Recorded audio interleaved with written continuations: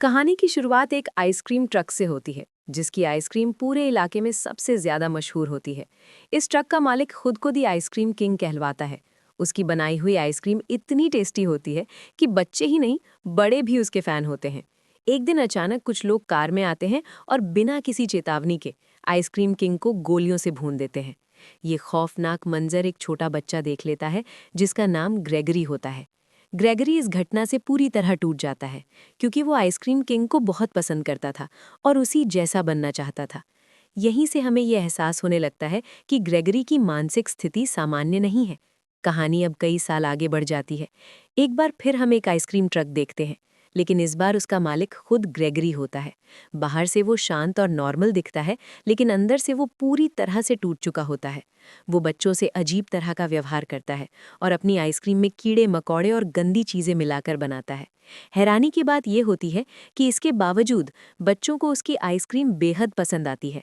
एक शाम एक बच्चा पार्क में अकेला खेल रहा होता है। तभी ग्रेगरी वहां अपना ट्रक लेकर पहुंचता है। बच्चा खुशी खुशी आइसक्रीम लेने जाता है, लेकिन ग्रेगरी आइसक्रीम देने की बजाय चाकू निकाल लेता है और सीन वहीं कट हो जाता है। जब ग्रेगरी घर पहुंचता है तो पड़ोस का एक कुत्ता जोर जोर से भौंकने लगता है। गुस्से में ग्रेगरी उस कुत्ते को मार देता है। उसी समय उसकी पड़ोसन, जो पेशे से एक नर्स होती है, बाहर आती है और अपने डॉग के बारे में पूछती है। ग्रेगरी झूठ बोल देता है, लेकिन नर्स उसकी नाक पर लगे खून को देख लेती है। ग्रेगरी खून को चखकर कहता है कि ये आइसक्रीम का इंग्रेडिएंट है।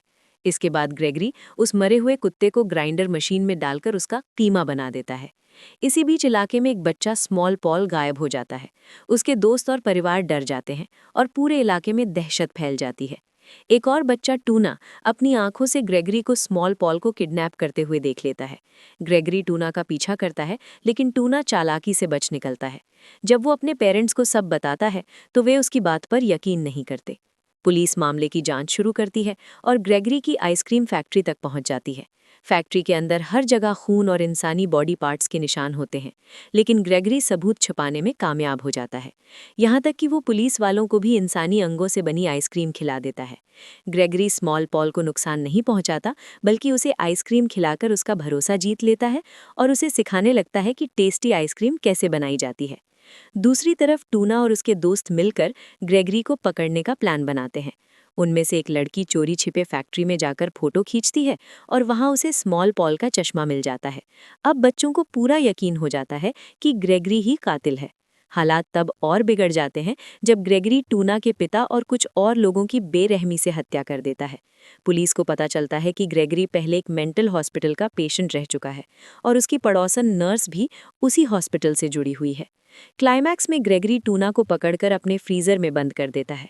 टूना के दोस्त उसे बचाने की कोशिश करते हैं, लेकिन ग्रेगरी उन पर भी हमला कर देता है। आखिरकार स्मॉल पॉल, जो अब तक ग्रेगरी के साथ था, सच्चाई समझ जाता है। वो आइसक्रीम किंग की फोटो दिखाकर ग्रेगरी को भ्रम में डाल देता है। पागल ग्रेगरी पीछे हटते हटते ग्राइंडर मशीन में गिर जाता है और वहीं उसकी दर्दनाक मौत हो जाती है। कहानी के आखिरी सीन में हम देखते हैं कि स्मॉल पॉल खुद एक मेंटल असाइलम में है। उसके चेहरे के एक्सप्रेशन से ये साफ हो जाता है कि शायद भविष्य में वो भी ग्रेगरी जैसा बन सकता है। इसी डरावने और शॉकिंग एंडिंग के साथ ये कहानी खत्म हो जाती है।